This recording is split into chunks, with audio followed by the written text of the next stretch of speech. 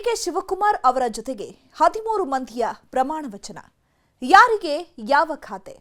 First list ಅಲ್ಲಿರೋರಿಗೆ ಪ್ರಬಲ ಖಾತೆಗಳು fix. ಯಾವೆಲ್ಲ ಖಾತೆ ಇಟ್ಕೋತಾರೆ ಡಿಕೆಶಿ? ಜಾರ್ಜ್, ಪರಮೇಶ್ವರ್, ರಾಮಲಿಂಗಾರೆಡ್ಡಿಗೆ ಸಿಗೋ ಖಾತೆಗಳು ಯಾವುದು? ಎರಡನೇ ಲಿಸ್ಟ್ ಯಾವಾಗ? ಯಾರಿಗೆಲ್ಲ ಸಚಿವ ಸ್ಥಾನ?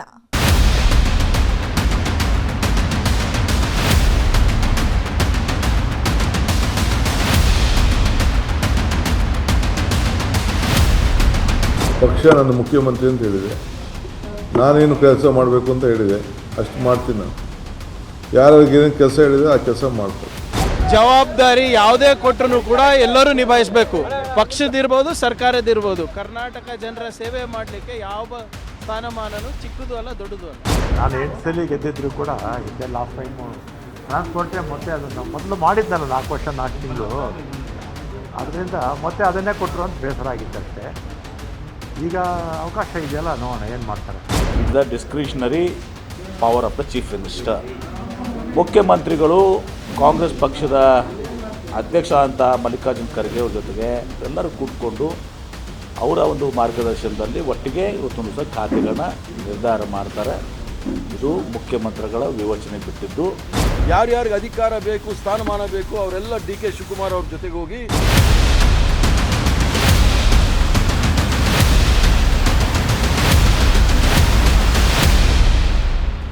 ಬುಧವಾರ ಮೊದಲ ಹಂತದ ಪದಗ್ರಹಣ ಆಗಿದೆ. ಸಾಮಾಜಿಕ ನ್ಯಾಯ ಸೂತ್ರದಲ್ಲಿ ಡಿಕೆಶಿ ಜೊತೆಗೆ 13 ಮಂದಿಯನ್ನ ಸಚಿವರನ್ನಾಗಿ ಆಯ್ಕೆ ಮಾಡಲಾಗಿದೆ. ಒಕ್ಕಲಿಗ, ಲಿಂಗಾಯತ, ದಲಿತರಿಗೆ ಮಣೆ ಹಾಕಲಾಗಿದೆ.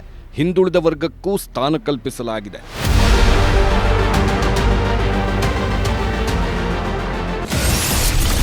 ಹದಿಮೂರು ಮಂದಿಗೆ ಹಂಚಿಕೆಯಾಯಿತು ಖಾತೆ. ಯಾರಿಗೆ ಯಾವ್ಯಾವ ಜವಾಬ್ದಾರಿ? ಪ್ರಬಲ ಖಾತೆಗಳೆಲ್ಲ ಹಿರಿಯರ ಪಾಲು. ಕೇಳಿದ್ದನ್ನೇ ಕೊಟ್ರ ಡಿಕೆ ಶಿವಕುಮಾರ್. ಮೊದಲ ಹಂತ ಆಯ್ತು. ಎರಡನೇ ಲಿಸ್ಟ್ ಯಾವಾಗ? ಕ್ಯಾಬಿನೆಟ್ 2.0ನಲ್ಲಿ ಯಾರಿಗೆಲ್ಲ ಚಾನ್ಸ್? ಸಿಎಂ ಬದಲಾವಣೆಯೇ ದೊಡ್ಡ ವಿಚಾರ ಅಂದ್ರೆ ಸಚಿವರ ಆಯ್ಕೆ ಅದಕ್ಕಿಂತ ದೊಡ್ಡ ವಿಚಾರ. ಖಾತೆ ಹಂಚಿಕೆ ಅನ್ನೋದು ಇನ್ನೂ ಕಷ್ಟದ ಕೆಲಸ. ಆದರೆ ಎಲ್ಲವನ್ನೂ ಸುಸೂತ್ರವಾಗಿ ನಡೆಸಿಕೊಂಡು ಬರ್ತಾ ಇದೆ ಕಾಂಗ್ರೆಸ್. ಮುಖ್ಯಮಂತ್ರಿ ಬದಲಾವಣೆಯೂ ಸುಲಭವಾಗೇ ಆಯಿತು. ಮೊದಲ ಹಂತದ ಸಚಿವರ ಆಯ್ಕೆಯೂ ಗೊಂದಲವಿಲ್ಲದೆ ನಡೆದೋಯ್ತು. ಕೆಪಿಸಿಸಿ ಪಟ್ಟಕ್ಕಾಗಿ ಫೈಟ್ ಇರುತ್ತೆ ಅಂತ ಹೇಳಲಾಗಿತ್ತು. ಆದರೆ ಕೆಪಿಸಿಸಿ ಅಧ್ಯಕ್ಷ ಸ್ಥಾನವು ಯಾವುದೇ ಸಮಸ್ಯೆ ಇಲ್ಲದೆ ಮುಗಿಯಿತು. ಖಾತೆ ಹಂಚಿಕೆ ಅನ್ನೋದು ಖ್ಯಾತೆ ಇಲ್ಲದೆ ಆಗೋದೇ ಇಲ್ಲ ಅನ್ನೋವಾಗ ಅದೂ ಸಹ ಸುಲಭವಾಗಿ ಮುಗಿದಿದೆ. ಸಚಿವರಾಗೋದಕ್ಕೆ ಎಷ್ಟೊಂದು ಲಾಬಿ ಮಾಡಬೇಕಾಗುತ್ತೋ ತಮಗೆ ಬೇಕಾದ ಖಾತೆ ಪಡೆದುಕೊಳ್ಳುವುದಕ್ಕೂ ಅಷ್ಟೇ ಲಾಬಿ ಮಾಡಬೇಕಾಗುತ್ತೆ. ಒಳ್ಳೆ ಖಾತೆ ಪಡೆದುಕೊಳ್ಳಬೇಕು ಅಂದ್ರೆ ಒಂದಷ್ಟು ಪ್ರಯತ್ನಗಳನ್ನ ಮಾಡಲೇಬೇಕು. ಹೊಸಬರಾದ್ರೆ ಯಾವುದೇ ಖಾತೆ ಕೊಟ್ಟರೂ ಓಕೆ ಎನ್ನಬಹುದು. ಆದ್ರೆ ಸೀನಿಯರ್ಸ್ ಹಾಗಲ್ಲ. ಖಾತೆಗಾಗಿ ಖ್ಯಾತೆ ತೆಗೀತಾರೆ. ಇಂಥದ್ದೇ ಬೇಕು ಅಂತ ಕೇಳಿ ಪಡೆದುಕೊಳ್ತಾರೆ. ಈಗಲೂ ಅದೇ ರೀತಿ ಆಗಿದೆ ಅಂತ ಹೇಳಲಾಗ್ತಾ ಇದೆ. ಸಚಿವರಾದ ನಂತರ ಖಾತೆ ಹಂಚಿಕೆ ಮಾಡುವುದು ಸಿಎಂ ವಿವೇಚನೆಗೆ ಬಿಟ್ಟ ವಿಚಾರ. ಅವರು ಕೊಟ್ಟಿದ್ದನ್ನ ಸಚಿವರು ತೆಗೆದುಕೊಳ್ಳಬೇಕಾಗುತ್ತೆ. ಸಿಎಂ ಸಹ ಏಕಾಂಗಿಯಾಗಿ ನಿರ್ಧಾರ ತೆಗೆದುಕೊಳ್ಳಲ್ಲ. ಹೈಕಮಾಂಡ್ ಮಟ್ಟದಲ್ಲಿ ಚರ್ಚೆ ಮಾಡಿಯೇ ಯಾರಿಗೆ ಯಾವ ಖಾತೆ ಅನ್ನೋದನ್ನ ನಿರ್ಧರಿಸ್ತಾರೆ. ಆದರೂ ಸಚಿವರು ಹಿರಿಯರಿದ್ದಾಗ ತಮಗೆ ಬೇಕಾದ್ದನ್ನ ಕೇಳಿ ಪಡೆದುಕೊಳ್ತಾರೆ. ಈಗ ಡಿಕೆ ಸಂಪುಟದಲ್ಲೂ ಅದೇ ರೀತಿ ಆಗಿದೆ. ಖಾತೆ ಹಂಚಿಕೆಗೂ ಮುನ್ನ ಯಾವುದು ಕೊಟ್ಟರೂ ತಗೋತೀವಿ ಎಂದಿದ್ದ ಸಚಿವರು ಖಾತೆ ಹಂಚಿಕೆ ದಿನ ಒಳಗೊಳಗೆ ಲಾಬಿ ಮಾಡಿದ್ರಂತೆ. ಕೆಲವರಿಗೆ ಮೊದಲೇ ಡಿಸೈಡ್ ಆಗಿದ್ರು. ಕೊನೆ ಕ್ಷಣದಲ್ಲಿ ಬದಲಾವಣೆ ಮಾಡಿಸ್ಕೊಂಡಿದ್ದಾರೆ ಅಂತ ಹೇಳಲಾಗ್ತಾ ಇದೆ.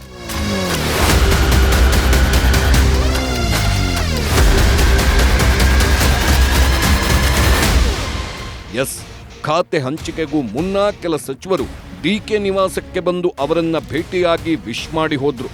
ಆದರೆ ಅವರು ಕೇವಲ ವಿಶ್ ಮಾಡಲು ಮಾತ್ರ ಬಂದಿಲ್ಲ, ಖಾತೆ ಬಗ್ಗೆಯೂ ಮಾತಾಡಿ ಹೋಗಿದ್ರು ಅಂತ ಹೇಳಲಾಗ್ತಾ ಇದೆ.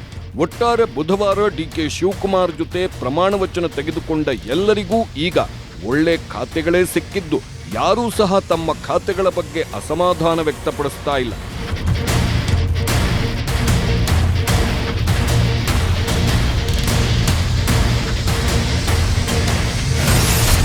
ಖಾತೆಗಾಗಿ ಪಟ್ಟು ಹಿಡಿದಿದ್ರ ಸಚಿವ ರಾಮಲಿಂಗಾರೆಡ್ಡಿ.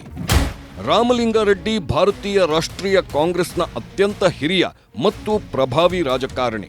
ಬೆಂಗಳೂರಿನ ಬಿಟಿಎಂ ಲೇಔಟ್ ವಿಧಾನಸಭಾ ಕ್ಷೇತ್ರದಿಂದ ಸತತವಾಗಿ ಆಯ್ಕೆಯಾಗ್ತಾ ಬಂದಿದ್ದಾರೆ.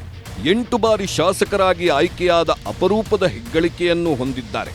ಈ ಹಿಂದೆ ಸಿದ್ದರಾಮಯ್ಯನವರ ಮೊದಲ ಅವಧಿಯ ಸರ್ಕಾರದಲ್ಲಿ ಗೃಹ ಸಚಿವರಾಗಿ ಮತ್ತು ಬೆಂಗಳೂರು ನಗರಾಭಿವೃದ್ಧಿ ಸಚಿವರಾಗಿ ಕಾರ್ಯನಿರ್ವಹಿಸಿದ್ದರು.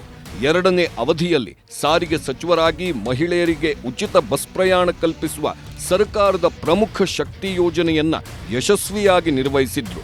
ರೆಡ್ಡಿ ಜನಾಂಗದ ಅತ್ಯಂತ ಪ್ರಮುಖ ನಾಯಕನಾಗಿರೋದ್ರಿಂದ ಇವರನ್ನ ಕಡೆಗಣಿಸದೆ ಮೊದಲ ಲಿಸ್ಟ್ನಲ್ಲಿ ಸಚಿವ ಸ್ಥಾನವನ್ನ ಕೊಡಲಾಗಿತ್ತು.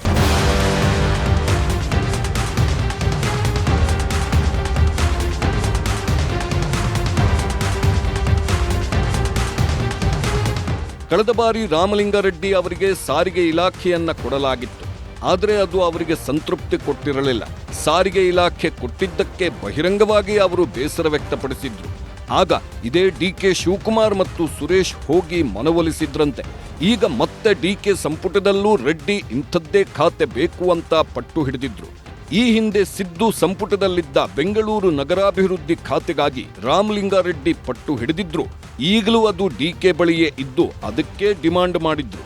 ಎಐಸಿಸಿ ಅಧ್ಯಕ್ಷ ಮಲ್ಲಿಕಾರ್ಜುನ್ ಖರ್ಗೆ ಹಾಗೂ ಸಿಎಂ ಡಿಕೆಶಿಗೆ ಬೆಂಗಳೂರು ನಗರಾಭಿವೃದ್ಧಿ ಖಾತೆಯೇ ಬೇಕು ಅಂತ ಡಿಮಾಂಡ್ ಇಟ್ಟಿದ್ದ ರಾಮಲಿಂಗಾರೆಡ್ಡಿ ಕೊನೆಗೆ ಆ ಖಾತೆ ಪಡೆದುಕೊಂಡಿದ್ದಾರೆ. ತಮಗೆ ಜಲಸಂಪನ್ಮೂಲ ಖಾತೆ ನೀಡುವ ಸಾಧ್ಯತೆ ಇದೆ ಅಂತ ಗೊತ್ತಾಗಿ ರೆಡ್ಡಿ ಡಿಮಾಂಡ್ ಮಾಡಿದ್ರಂತೆ.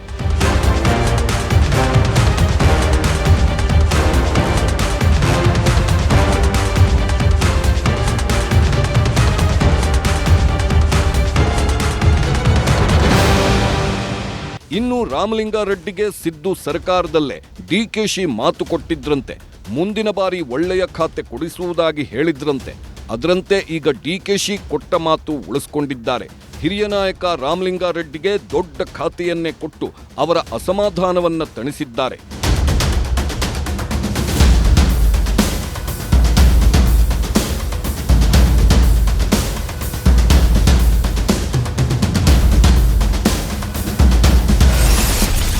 ಕಂದಾಯ ಇಲಾಖೆಗಾಗಿ ಕೃಷ್ಣ ಬೈರೇಗೌಡ ಪಟ್ಟು.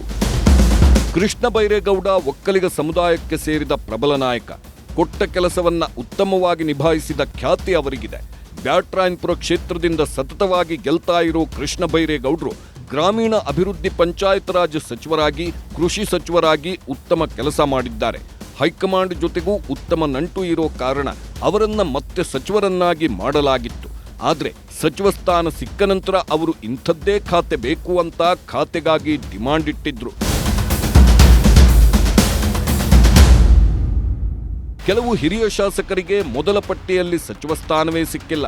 ಸಚಿವ ಸ್ಥಾನ ಸಿಕ್ಕಿಲ್ಲ ಅನ್ನೋ ಬೇಸರದಲ್ಲಿ ಕೆಲವರಿದ್ರೆ, ಇನ್ನು ಕೆಲವರು ನಮಗೆ ಇಂಥದ್ದೇ ಸಚಿವ ಸ್ಥಾನ ಬೇಕು ಅಂತ ಪಟ್ಟು ಹಿಡಿದಿದ್ರು. ಅದರಲ್ಲೂ ಒಕ್ಕಲಿಗ ಸಮುದಾಯಕ್ಕೆ ಸೇರಿದ ಕೃಷ್ಣ ಬೈರೇಗೌಡ ತಮಗೆ ಈ ಹಿಂದೆ ಕೊಟ್ಟಿದ್ದ ಕಂದಾಯ ಇಲಾಖೆಗೆ ಪಟ್ಟು ಹಿಡಿದು ಕೂತಿದ್ರು. ಹಿಂದಿನ ಸರ್ಕಾರದಲ್ಲಿ ಕಂದಾಯ ಇಲಾಖೆಯಲ್ಲಿ ಹಲವಾರು ಸುಧಾರಣೆಗಳನ್ನು ತಂದಿದ್ದೆ. ಕಂದಾಯ ಇಲಾಖೆಯಲ್ಲಿ ಮತ್ತಷ್ಟು ಸುಧಾರಣೆಗಳನ್ನು ತರಬೇಕಿದೆ. ಹಳೆಯ ಕೆಲಸಗಳೇ ಇನ್ನೂ ಸಾಕಷ್ಟು ಬಾಕಿ ಇದೆ. ಅದನ್ನ ಇತ್ಯರ್ಥ ಮಾಡಬೇಕಿದೆ. ಹಾಗಾಗಿ ಕಂದಾಯ ಖಾತೆ ಕೊಡಿಯಂತ ಕೃಷ್ಣ ಬೈರೇಗೌಡ ನಾಯಕರ ಬಳಿ ಡಿಮಾಂಡ್ ಇಟ್ಟಿದ್ರಂತೆ. ಆದ್ರೆ ಕಂದಾಯ ಇಲಾಖೆಗೆ ಇನ್ನೂ ಕೆಲವರಿಂದ ಡಿಮಾಂಡ್ ಬಂದಿದ್ದರಿಂದ ಕೊನೆಗೆ ಕೃಷ್ಣ ಬೈರೇಗೌಡರನ್ನ ಮನವೊಲಿಸಲಾಗಿದೆ. ಅವರಿಗೆ ಒಳ್ಳೆ ಖಾತೆಯನ್ನೇ ಕೊಡಲಾಗಿದೆ. ಕೊಟ್ಟಿದ್ದನ್ನಷ್ಟೇ ತಗೊಂಡ್ರ ಸಚಿವ ಕೆಎಚ್ ಮುನಿಯಪ್ಪ. ಪ್ರಬಲ ಖಾತೆಗೆ ಬೇಡಿಕೆ ಇಟ್ಟಿದ್ರ ಡಾಕ್ಟರ್ ಜಿ ಪರಮೇಶ್ವರ್. ಕಾಂಗ್ರೆಸ್ನಲ್ಲಿ ಯಾರೆಲ್ಲ ಅತ್ಯಂತ ಪ್ರಮುಖ ನಾಯಕರಾಗಿದ್ರೋ ಅವರಿಗೆಲ್ಲ ಮೊದಲ ಲಿಸ್ಟ್ನಲ್ಲಿ ಸಚಿವ ಸ್ಥಾನವನ್ನ ಕೊಡಲಾಗಿತ್ತು. ಈ ಬಾರಿ ದಲಿತ ನಾಯಕ ಕೆಎಚ್ ಮುನಿಯಪ್ಪ ಬದಲಿಗೆ ಅವರ ಪುತ್ರಿಗೆ ಸಚಿವ ಸ್ಥಾನವನ್ನ ಕೊಡಬಹುದು ಅನ್ನೋ ಸುದ್ದಿ ಇತ್ತು. ಆದರೆ ಹಿರಿಯ ನಾಯಕರನ್ನ ಕಡೆಗಣಿಸಿದ್ರೆ ಅವರ ಸಮುದಾಯಗಳು ತಿರುಗಿ ಬೀಳಬಹುದು ಅನ್ನೋ ಕಾರಣಕ್ಕೆ ಮತ್ತೆ ಕೆಎಚ್ ಮುನಿಯಪ್ಪ ಅವರಿಗೆ ಮಣೆ ಹಾಕಲಾಗಿತ್ತು. ಸದ್ಯ ಅವರು ಯಾವ ಖಾತೆ ಕೊಟ್ಟರೂ ನಿಭಾಯಿಸ್ತೇನೆ ಅಂತ ಹೇಳ್ತಾ ಇದ್ದಿದ್ದರಿಂದ ಅವರಿಗೆ ಮತ್ತೆ ಆಹಾರ ಮತ್ತು ನಾಗರಿಕ ಸರಬರಾಜು ಇಲಾಖೆಯನ್ನೇ ಕೊಡಲಾಗಿದೆ. ಡಾಕ್ಟರ್ ಜಿ ಪರಮೇಶ್ವರ್ ಈ ಬಾರಿ ಸಿಎಂ ರೇಸ್ನಲ್ಲೇ ಇದ್ದವರು. ಒಂದು ವೇಳೆ ದಲಿತ ಸಿಎಂ ಮಾಡಬೇಕು ಅನ್ನೋ ನಿರ್ಧಾರ ಆಗಿದ್ರೆ ಪರಮೇಶ್ವರ್ ಮುಖ್ಯಮಂತ್ರಿ ಆಗ್ತಾ ಇದ್ರು. ಈಗ ಡಿಕೆ ಶಿವಕುಮಾರ್ ಸಿಎಂ ಆಗಿರೋದ್ರಿಂದ ಅವರ ನಂತರದ ಸ್ಥಾನವನ್ನಾದರೂ ಪರಮೇಶ್ವರ್ಗೆ ಕೊಡಬೇಕಾಗುತ್ತೆ. ಆ ಕಾರಣದಿಂದ ಪರಮೇಶ್ವರ್ ಅವರನ್ನ ಡಿಕೆ ಸಂಪುಟದಲ್ಲಿ ಏಕೈಕ ಉಪಮುಖ್ಯಮಂತ್ರಿ ಮಾಡಲಾಗಿದೆ. ಇನ್ನು ಡಿಸಿಎಂ ಪೋಸ್ಟ್ ಡಮ್ಮಿ, ಅದೊಂದು ರೀತಿ ರಬ್ಬರ್ ಸ್ಟ್ಯಾಂಪ್ ಅನ್ನೋ ವಾದ ಇರೋದ್ರಿಂದ ಅವರಿಗೆ ಒಳ್ಳೆಯ ಖಾತೆಯನ್ನೇ ಕೊಡಬೇಕು ಅನ್ನೋ ಡಿಮಾಂಡ್ ಇತ್ತು. ಅಷ್ಟೇ ಅಲ್ಲದೆ ಪರಮೇಶ್ವರ್ ಸಹ ಹೈಕಮಾಂಡ್ ಬಳಿ ಡಿಮಾಂಡ್ ಮಾಡಿದ್ರಂತೆ. ಅದರಂತೆ ಅವರಿಗೆ ಬಯಸಿದ ಖಾತೆಯನ್ನೇ ಕೊಡಲಾಗಿದೆ.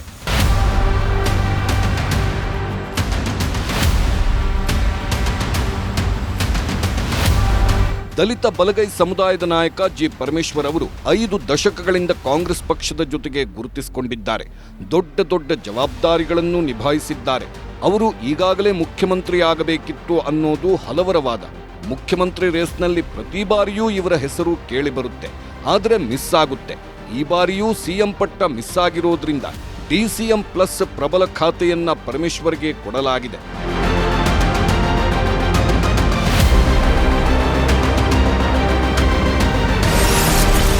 ಪ್ರಿಯಾಂಕ್ ಖರ್ಗೆ ಖಾತೆ ಸುತ್ತ ನಡೆದಿತ್ತು ಭಾರೀ ಚರ್ಚೆ. ಗೃಹ ಖಾತೆ ಬಗ್ಗೆ ಯತ್ನಾಳ್ ಮಾತು ಕೌಂಟರ್ ಕೊಟ್ಟ ಪ್ರಿಯಾಂಕ್ ಖರ್ಗೆ ಇತ್ತೀಚೆಗೆ ಕಾಂಗ್ರೆಸ್ನಲ್ಲಿ ಅತಿ ಹೆಚ್ಚು ಸದ್ದು ಮಾಡ್ತಾ ಇರೋ ಹೆಸರು. ಕೋಮುವಾದಿಗಳ ವಿರುದ್ಧ ಧ್ವನಿ ಎತ್ತಿ ಬಿಜೆಪಿ ಅವರನ್ನ ತರಾಟೆಗೆ ತೆಗೆದುಕೊಳ್ಳೋ ಪ್ರಿಯಾಂಕ್ ಖರ್ಗೆ ಆರ್ಎಸ್ಎಸ್ ವಿರುದ್ಧವೂ ಸಮರ ಸಾರಿದ್ರು. ಆಗಲೇ ಅವರಿಗೆ ಗೃಹ ಖಾತೆ ಕೊಟ್ಟಿದ್ರೆ ಸೂಕ್ತ ಅನ್ನೋ ಮಾತುಗಳೂ ಕೇಳಿ ಬಂದಿದ್ವು. ಅವರು ಬುಧವಾರ ಸಚಿವರಾಗಿ ಪ್ರಮಾಣ ವಚನ ತೆಗೆದುಕೊಂಡ ನಂತರವಂತೂ ಪ್ರಿಯಾಂಕ್ ಖರ್ಗೆ ಅವರಿಗೆ ಗೃಹ ಸಚಿವ ಸ್ಥಾನ ಅನ್ನೋ ಸುದ್ದಿಗಳೂ ಹರಿದಾಡಿದ್ವು. ಅವರು ಗೃಹ ಸಚಿವರಾದ್ರೆ ಬಿಜೆಪಿಗೆ ಕಷ್ಟಕಾಲ ಗ್ಯಾರಂಟಿ ಅಂತ ಕೆಲವರು ಮಾತಾಡಿದ್ರು.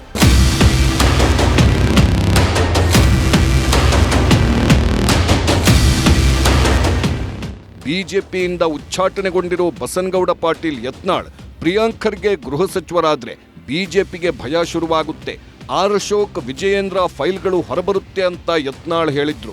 ಆದ್ರೆ ಅದಕ್ಕೆ ಪ್ರತಿಕ್ರಿಯಿಸಿದ್ದ ಪ್ರಿಯಾಂಕ್ ಖರ್ಗೆ ಅವರ ಫೈಲ್ಗಳು ಇವೆಯೋ ಇಲ್ವೋ ನನಗೆ ಗೊತ್ತಿಲ್ಲ, ಅದನ್ನ ಯತ್ನಾಳ್ ಅವರ ಬಳಿಯೇ ಕೇಳಬೇಕು ಅಂತ ಹೇಳಿದ್ರು. ನೋಡ್ರಿ, ಯಾರು ಗೃಹ ಮಂತ್ರಿ ಆದ್ರೂ ಕೂಡ ಕಾನೂನನ್ನ ಬಿಟ್ಟು ಯಾರು ಏನು ಮಾಡ್ಲಿಕ್ಕಾಗಲ್ಲ. ಕಾನೂನು ಚೌಕಟ್ಟು, ಸಂವಿಧಾನ ಅದನ್ನ ಭೇದಿಸ್ಬಿಟ್ಟು ಯಾರು ಏನು ಮಾಡೋಕ್ಕಾಗಲ್ಲ.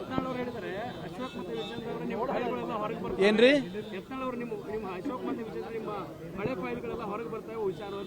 ಫೈಲ್ಗಳು ಇದೇನಾ ಇಲ್ಲ ನನಗೆ ಗೊತ್ತಿಲ್ಲಪ್ಪ, ಯತ್ನಾಳ್ ಅವ್ರಿಗೆ ಕೇಳಿ. ಪ್ರಿಯಾಂಕ್ ಖರ್ಗೆಗೆ ಈ ಬಾರಿ ಒಳ್ಳೆ ಖಾತೆ ಸಿಗುತ್ತೆ ಅಂತ ಮೊದಲೇ ಗೊತ್ತಾಗಿತ್ತು. ಯಾಕಂದ್ರೆ ಪ್ರಿಯಾಂಕ್ ಖರ್ಗೆ ಎಐಸಿಸಿ ಅಧ್ಯಕ್ಷ ಮಲ್ಲಿಕಾರ್ಜುನ್ ಖರ್ಗೆ ಅವರ ಪುತ್ರ. ಆದ್ರೆ ಅದೊಂದೇ ಆಧಾರದ ಮೇಲೆ ಅವರಿಗೆ ಸಚಿವ ಸ್ಥಾನ ಕೊಡಲು ಸಾಧ್ಯವಿಲ್ಲ. ಪ್ರಿಯಾಂಕ್ ಖರ್ಗೆ ರಾಜ್ಯದಲ್ಲಿ ಕೋಮುವಾದಿಗಳ ವಿರುದ್ಧ ಗಟ್ಟಿ ಧ್ವನಿಯಾಗಿ ನಿಂತಿದ್ರು. ಸಾಕಷ್ಟು ವಿಚಾರಗಳನ್ನ ತಿಳಿದುಕೊಂಡು ಅದರ ಬಗ್ಗೆ ಮಾತಾಡೋ ಪ್ರಿಯಾಂಕ್ ತಮ್ಮ ಪಕ್ಷವನ್ನ ಎಂಥ ಸ್ಥಿತಿಯಲ್ಲೂ ಸಮರ್ಥನೆ ಮಾಡಿಕೊಳ್ಳಬಲ್ಲರು. ಅಷ್ಟೇ ಅಲ್ಲದೆ ದಲಿತ ಬಲಗೈ ಸಮುದಾಯದಲ್ಲಿರೋ ಪ್ರಮುಖ ನಾಯಕರು. ಬಲಗೈ ಸಮುದಾಯಕ್ಕೆ ಸಿಎಂ ಸ್ಥಾನವೇ ಸಿಗಬೇಕಾಗಿದ್ದರಿಂದ ಪ್ರಿಯಾಂಕ್ಗೂ ಡಿಸಿಎಂ ಮಾಡಬೇಕು ಅನ್ನೋ ಒತ್ತಾಯ ಇತ್ತು. ಅದೆಲ್ಲ ಸಾಧ್ಯವಾಗದ ಕಾರಣ ಅವರಿಗೆ ಪ್ರಬಲ ಖಾತೆಯನ್ನ ಕೊಡಲಾಗಿದೆ.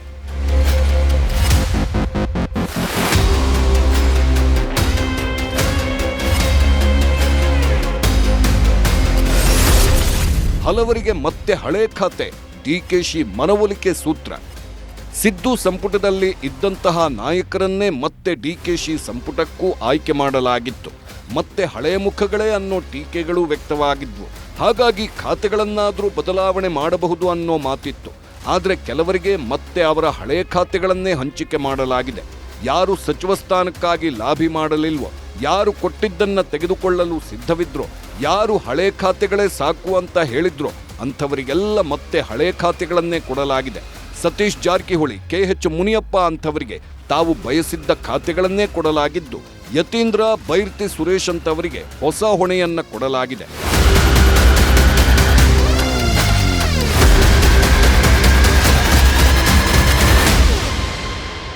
ಖಾತೆಗಳನ್ನು ಪಡೆದುಕೊಂಡವರು ಸದ್ಯಕ್ಕೆ ಏನೂ ಹೇಳ್ತಾ ಇಲ್ಲ.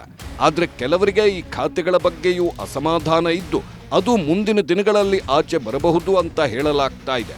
ಆದರೆ ಮೊದಲ ಬಾರಿಗೆ ಸಿಎಂ ಆಗಿರೋ ಡಿಕೆ ಶಿವಕುಮಾರ್ ಸ್ಟ್ರಿಕ್ಟ್ ಆಗಿ ನಿರ್ಧಾರಗಳನ್ನು ತೆಗೆದುಕೊಳ್ತಾ ಇದ್ದು ಖಾತೆ ಹಂಚಿಕೆಯ ಬಗ್ಗೆಯೂ ಖಡಕ್ಕಾಗಿಯೇ ಮಾತಾಡಿದ್ದಾರೆ.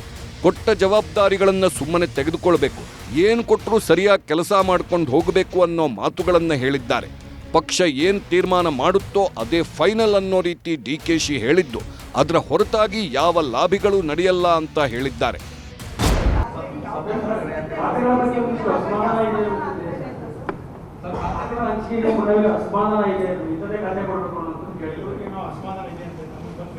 ನನ್ನ ಹತ್ರ ಯಾರು ಬರಲಿಲ್ಲ, ಯಾರು ಭೇಟಿ ಮಾಡಿಲ್ಲ. ಗಾಳಿಲಿ ಮಾತಾಡೋದಕ್ಕೆಲ್ಲ ಉತ್ತರ ಕೊಡೋಕ್ಕಾಗಲ್ಲ. ಊಹಾಪೋಹದ ಮೇಲೆಲ್ಲ ಮಾತಾಡೋಕ್ಕೆ ನಾನು ತಯಾರಿಲ್ಲ. That is old Shivakumar.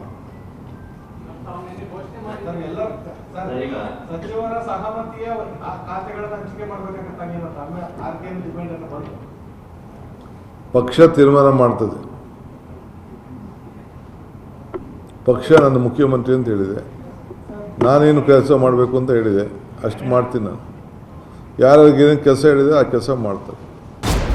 ಒಂದು ಕಡೆ ಸಚಿವರಿಗೆ ಖಾತೆಗಳ ಚಿಂತೆ ಆಗಿದ್ರೆ ಮತ್ತೊಂದು ಕಡೆ ಮಂತ್ರಿಗಿರಿ ಯಾವಾಗ ಸಿಗುತ್ತೋ, ಎರಡನೇ ಲಿಸ್ಟ್ ಯಾವಾಗ ಬರುತ್ತೋ ಅದರಲ್ಲಿ ತಮ್ಮ ಹೆಸರು ಇರುತ್ತೋ ಇರಲ್ವೋ ಅಂತ ಇನ್ನೊಂದಷ್ಟು ಮಂದಿ ಕಾಯ್ತಾ ಇದ್ದಾರೆ. ಇನ್ನೂ 30ಕ್ಕೂ ಹೆಚ್ಚು ಸಚಿವಾಕಾಂಕ್ಷಿಗಳಿದ್ದು ಅದರಲ್ಲಿ ಯಾರು ಸಚಿವರಾಗ್ತಾರೆ ಅನ್ನೋದು ಸಸ್ಪೆನ್ಸ್ ಆಗಿ ಉಳಿದಿದೆ.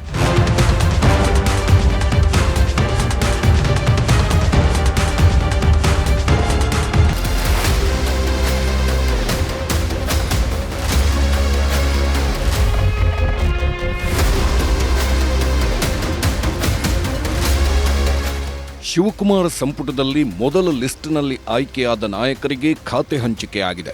ಮೊದಲ ಲಿಸ್ಟ್ನಲ್ಲಿ ಹೆಚ್ಚು ಹಳೆ ಮುಖಗಳಿಗೆ ಮಣೆ ಹಾಕಲಾಗಿತ್ತು.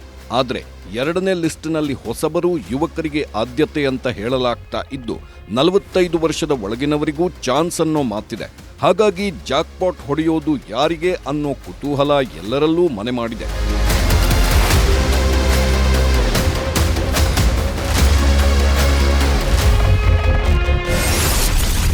ಎರಡನೇ ಲಿಸ್ಟ್ನಲ್ಲಿ ಹೊಸಬರಿಗೆ ಚಾನ್ಸ್, ಯಾರಿಗೆ ಲಕ್, ಯಾರಿಗೆ ಶಾಕ್. ಹಿರಿಯರನ್ನ ಬಿಟ್ಟು ಯುವಕರಿಗೆ ಮಣೆ ಹಾಕುತ್ತಾ ಕಾಂಗ್ರೆಸ್ ಹೈಕಮಾಂಡ್. ಹಿರಿಯರಿಗೆ ಚಾನ್ಸ್ ಮಿಸ್ ಆದ್ರೆ ಸಂಕಷ್ಟ, ಆಕಾಂಕ್ಷಿಗಳು ಹೇಳ್ತಾ ಇರೋದೇನು? ಮೊದಲ ಲಿಸ್ಟ್ನಲ್ಲಿ ದೊಡ್ಡ ನಾಯಕರು, ಘಟಾನುಘಟಿಗಳಿಗೆ ಚಾನ್ಸ್ ಮಿಸ್ ಆಗಿದೆ. ಸಿದ್ದು ಸಂಪುಟದಲ್ಲಿ ಒಳ್ಳೊಳ್ಳೆ ಖಾತೆಗಳನ್ನು ನಿಭಾಯಿಸಿದ್ದವರನ್ನು ಡಿಕೆ ಸಂಪುಟದಿಂದ ದೂರ ಇಡಲಾಗಿದೆ. ಆದರೆ ಅವರಿಗೆ ಎರಡನೇ ಲಿಸ್ಟ್ನಲ್ಲಿ ಚಾನ್ಸ್ ಸಿಗಬಹುದು ಅಂತ ಹೇಳಲಾಗಿತ್ತು.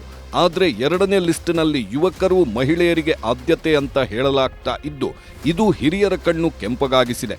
ನಮಗೆ ಅವಕಾಶ ಬೇಕೇ ಬೇಕು ಅಂತ ಒತ್ತಾಯ ಮಾಡುವಂತಾಗಿದೆ.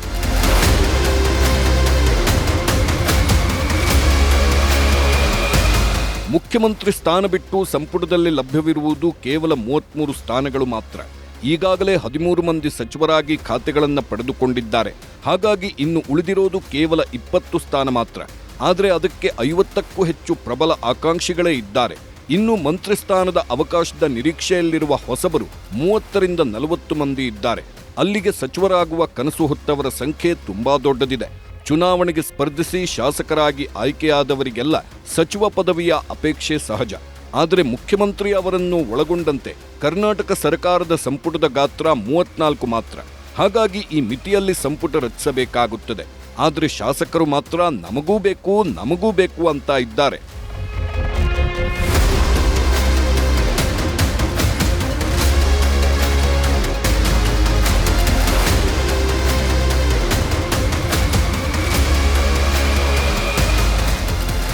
ಸಿದ್ದರಾಮಯ್ಯ ರಾಜೀನಾಮೆ ಸಲ್ಲಿಸುವಾಗ ಅವರ ಸಂಪುಟದಲ್ಲಿ ಸಿಎಂ, ಡಿಸಿಎಂ ಹೊರತುಪಡಿಸಿ 30 ಸಚಿವರಿದ್ದರು. ಅದರಲ್ಲಿ ಈಗ 12 ಮಂದಿ ಮತ್ತೆ ಆಯ್ಕೆಯಾಗಿದ್ದಾರೆ. ಇದರ ಹೊರತಾಗಿ ಇನ್ನೂ 30ಕ್ಕೂ ಹೆಚ್ಚು ಹಿರಿಯ ಶಾಸಕರು ಸಂಪುಟ ಸೇರಲು ಪ್ರಬಲ ಆಕಾಂಕ್ಷಿಗಳಾಗಿದ್ದಾರೆ.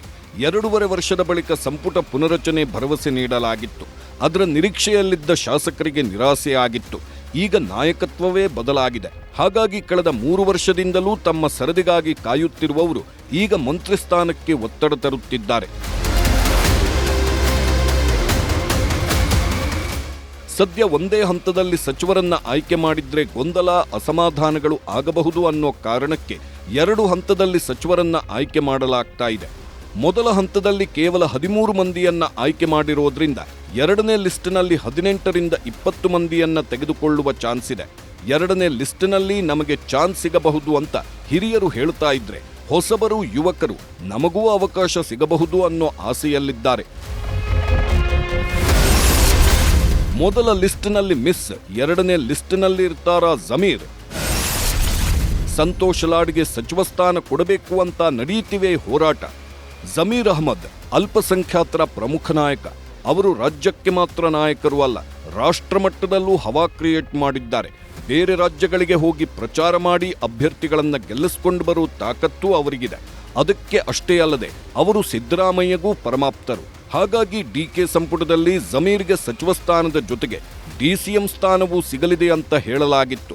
ಆದರೆ ಅಷ್ಟರಲ್ಲೇ ದಾವಣಗೆರೆ ಚುನಾವಣೆಯಲ್ಲಿ ಪಕ್ಷ ವಿರೋಧಿ ಚಟುವಟಿಕೆ ಮಾಡಿದ್ದಾರೆ ಎನ್ನಲಾದ ಆಡಿಯೋ ವೈರಲ್ ಆಗಿದ್ದು, ಅದರಿಂದಾಗಿ ಅವರಿಗೆ ಮೊದಲ ಲಿಸ್ಟಿನಲ್ಲಿ ಸಚಿವ ಸ್ಥಾನ ತಪ್ಪಿದೆ. ಆದರೆ ಅವರು ಎರಡನೇ ಲಿಸ್ಟಿನಲ್ಲಿ ಸಿಕ್ಕೇ ಸಿಗುತ್ತೆ ಅನ್ನೋ ಭರವಸೆಯಲ್ಲಿದ್ದಾರೆ. ಜಮೀರ್ಗೆ ಸಚಿವ ಸ್ಥಾನ ಸಿಗದೇ ಇದ್ರೆ ಅವರ ಬೆಂಬಲಿಗರು ಅಲ್ಪಸಂಖ್ಯಾತರು ಸುಮ್ಮನಿರೋದಿಲ್ಲ. ಅಲ್ಪಸಂಖ್ಯಾತರನ್ನ ಸಮಾಧಾನ ಮಾಡಬೇಕು ಅಂತಲೇ ಯುಟಿ ಖಾದರ್ಗೆ ಸಚಿವ ಸ್ಥಾನ ಕೊಡಲಾಗಿದೆ.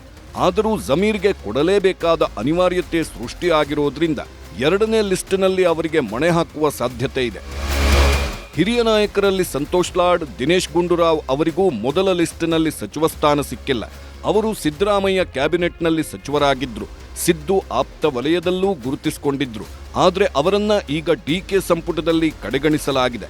ಲಾಡ್ಗೆ ಸಚಿವ ಸ್ಥಾನ ಕೊಡಲೇಬೇಕು ಅಂತ ಅವರ ಬೆಂಬಲಿಗರು ಪ್ರತಿಭಟನೆಗಳನ್ನ ಮಾಡ್ತಾ ಇದ್ದಾರೆ. ಸಂತೋಷ್ ಲಾಡ್ ಸಹ ಎರಡನೇ ಲಿಸ್ಟಿನಲ್ಲಿ ಅವಕಾಶ ಸಿಗಬಹುದು ಅನ್ನೋ ಆಶಾಭಾವನೆ ವ್ಯಕ್ತಪಡಿಸಿದ್ದಾರೆ. ಇವರಷ್ಟೇ ಅಲ್ಲದೆ ಮಹಿಳಾ ಕೋಟಾದಲ್ಲಿ ಲಕ್ಷ್ಮೀ ಹೆಬ್ಬಾಳ್ಕರ್ ಸಹ ಮರು ಆಯ್ಕೆ ಬಯಸಿದ್ದಾರೆ. ದಲಿತ ಕೋಟಾದಲ್ಲಿ ಸಿದ್ದರಾಮಯ್ಯ ಆಪ್ತ ಎಚ್ ಸಿ ಮಹದೇವಪ್ಪ ಸಚಿವ ಸ್ಥಾನಕ್ಕಾಗಿ ಪ್ರಯತ್ನಗಳನ್ನ ಮಾಡ್ತಾ ಇದ್ದಾರೆ. ಮಹದೇವಪ್ಪ ಮೊದಲ ಲಿಸ್ಟ್ನಲ್ಲಿ ತಮ್ಮ ಹೆಸರು ಇರುವಂತೆ ನೋಡಿಕೊಳ್ಳಲು ಸಾಕಷ್ಟು ಪ್ರಯತ್ನ ಪಟ್ಟಿದ್ರು. ಆದರೆ ಮೊದಲ ಲಿಸ್ಟಿನಲ್ಲಿ ದಲಿತ ಬಲಗೈ ಕೋಟಾದಲ್ಲಿ ಪರಮೇಶ್ವರ್ ಮತ್ತು ಪ್ರಿಯಾಂಕ್ ಖರ್ಗೆಗೆ ಮಣೆ ಹಾಕಲಾಗಿದೆ. ಹಾಗಾಗಿ ಮಹದೇವಪ್ಪಗೆ ಅವಕಾಶ ಸಿಗೋದು ಬಹುತೇಕ ಅನುಮಾನ ಅಂತ ಹೇಳಲಾಗ್ತಾ ಇದೆ. ಯುವಕರಿಗೆ ಆದ್ಯತೆ ಕೊಡ್ತಾರ? ಮೊದಲ ಬಾರಿಗೆ ಗೆದ್ದವರಿಗೂ ಚಾನ್ಸ್. ಈ ಬಾರಿ ಡಿಕೆ ಶಿವಕುಮಾರ್ ಸಂಪುಟವನ್ನ ಹೊಸ ಫಾರ್ಮುಲಾದಲ್ಲಿ ಮಾಡಲು ತೀರ್ಮಾನಿಸಿರೋ ಹೈಕಮಾಂಡ್ ಯುವಕರಿಗೆ, ಹೊಸ ಮುಖಗಳಿಗೆ ಆದ್ಯತೆ ಕೊಡಲು ತೀರ್ಮಾನಿಸಿದೆಯಂತೆ. 45 ವರ್ಷದೊಳಗಿನವರಿಗೆ 10 ಸೀಟ್ ಕೊಡಲು ತೀರ್ಮಾನಿಸಿದೆಯಂತೆ. ಇದರಿಂದ ಮೊದಲ ಬಾರಿ ಗೆದ್ದವರಿಗೂ ಅವಕಾಶ ಸಿಗಬಹುದು ಅಂತ ಹೇಳಲಾಗ್ತಾ ಇದೆ. ಒಂದು ವೇಳೆ ವಯಸ್ಸಿನ ಫಾರ್ಮುಲಾದಲ್ಲಿ ಆಯ್ಕೆ ಮಾಡಿದ್ರೆ ಸಾಕಷ್ಟು ಜನ ಹಿರಿಯರು ಅವಕಾಶ ಕಳೆದುಕೊಳ್ಳುವ ಸಾಧ್ಯತೆ ಇದ್ದು, ಯುವಕರಿಗೆ ಜಾಕ್ಪಾಟ್ ಹೊಡೆಯುವ ಸಾಧ್ಯತೆ ಇದೆ. ಆ ರೀತಿ ಯುವ ಮುಖಗಳು ಕಾಂಗ್ರೆಸ್ನಲ್ಲಿ ಯಾರೆಲ್ಲ ಇದ್ದಾರೆ ಅಂತ ನೋಡೋದಾದ್ರೆ, ಹಿರಿಯ ನಾಯಕ ಎಂ ಕೃಷ್ಣಪ್ಪ ಅವರ ಪುತ್ರ ಪ್ರಿಯಾಕೃಷ್ಣರನ್ನು ಗಣನೆಗೆ ತೆಗೆದುಕೊಳ್ಳುವ ಸಾಧ್ಯತೆ ಇದೆ. ಪ್ರಿಯಾಕೃಷ್ಣ ಅವರು ಗೋವಿಂದರಾಜನಗರ ಕ್ಷೇತ್ರದಿಂದ 2 ಬಾರಿ ಗೆದ್ದಿದ್ದಾರೆ. ಅಪ್ಪ ಮಕ್ಕಳು ಇಬ್ಬರೂ ಗೆದ್ದಿದ್ದು, ಒಕ್ಕಲಿಗ ಕೋಟದಲ್ಲಿ ಒಬ್ಬರಿಗಾದರೂ ಸಚಿವ ಸ್ಥಾನ ಕೊಡಬೇಕು ಅಂತ ತೀರ್ಮಾನಿಸಲಾಗಿದೆ. ಸದ್ಯ ಯುವಕರಿಗೆ ಆದ್ಯತೆ ಕೊಡಬೇಕು, 45 ವರ್ಷದ ಒಳಗಿನವರಿಗೆ ಅವಕಾಶ ಕೊಡಬೇಕು ಅಂತ ಹೈಕಮಾಂಡ್ ಹೇಳಿದ್ದರಿಂದ ಪ್ರಿಯಾಕೃಷ್ಣಗೆ ಸಚಿವ ಸ್ಥಾನ ಸಿಗಬಹುದು ಅಂತ ಹೇಳಲಾಗ್ತಾ ಇದೆ. ಹಾಗೆ ಬೆಂಗಳೂರು ಗ್ರಾಮಾಂತರ ಹೊಸಕೋಟೆ ಭಾಗದಲ್ಲಿ ಸತತ 2 ಬಾರಿ ಗೆಲುವು ಸಾಧಿಸಿರುವ ಶರತ್ ಬಚ್ಚೇಗೌಡ ಅವರನ್ನ ಸಚಿವ ಸ್ಥಾನಕ್ಕಾಗಿ ಪರಿಗಣಿಸಲಾಗಿದೆಯಂತೆ. ಬಚ್ಚೇಗೌಡ ಅವರ ಪುತ್ರ ಹಾಗೂ ಒಕ್ಕಲಿಗ ಸಮುದಾಯದ ಪ್ರಮುಖ ನಾಯಕ. ಅಷ್ಟೇ ಅಲ್ಲದೆ ಕಾಂಗ್ರೆಸ್ಗೆ ದ್ರೋಹ ಮಾಡಿದ ಎಂಟಿಬಿ ನಾಗರಾಜ್ ಅವರನ್ನ ಸೋಲಿಸಿ ಹೊಸಕೋಟೆ ಕ್ಷೇತ್ರದಲ್ಲಿ ಕಾಂಗ್ರೆಸ್ಗೆ ಮತ್ತೆ ಹಿಡಿತ ತಂದುಕೊಟ್ಟಿದ್ದಾರೆ. ಹಾಗಾಗಿ ಈ ಬಾರಿ ಯುವಕರ ಕೋಟಾದಲ್ಲಿ ಶರತ್ ಬಚ್ಚೇಗೌಡ ಅವರಿಗೆ ಪ್ರಾಧಾನ್ಯತೆ ಕೊಡುವ ಸಾಧ್ಯತೆ ಇದೆ. ಈಗಾಗಲೇ ಯುವಕರ ಕೋಟಾದಲ್ಲಿ ಒಂದಷ್ಟು ಹೆಸರುಗಳನ್ನು ಸೂಚಿಸಲಾಗಿದ್ದು, ಅದರಲ್ಲಿ ದರ್ಶನ್ ಧ್ರುವನಾರಾಯಣ್ ಹೆಸರು ಸಹ ಇದೆ ಅಂತ ಹೇಳಲಾಗ್ತಾ ಇದೆ. ಡಿಕೆಶಿ ಸಂಪುಟದಲ್ಲಿ ಹಿರಿಯ ನಾಯಕರ ಜೊತೆಗೆ ಹೊಸಬರು ಮತ್ತು ಯುವಕರಿಗೂ ಆದ್ಯತೆ ಕೊಡಲು ತೀರ್ಮಾನಿಸಲಾಗಿದ್ದು, ಮೊದಲ ಲಿಸ್ಟಿನಲ್ಲಿ ಬಹುತೇಕ ಹಿರಿಯರು ಆಯ್ಕೆಯಾಗಿದ್ದು, ಎರಡನೇ ಲಿಸ್ಟಿನಲ್ಲಿ ಹೊಸಬರು ಯುವಕರಿಗೆ ಆದ್ಯತೆ ಕೊಡಲಾಗುತ್ತಂತೆ. ಆ ಮೂಲಕ ಮೊದಲ ಬಾರಿಗೆ ಗೆದ್ದವರು ಸಚಿವರಾಗಿ ಆಯ್ಕೆಯಾಗುವ ಸಾಧ್ಯತೆ ಇದೆ.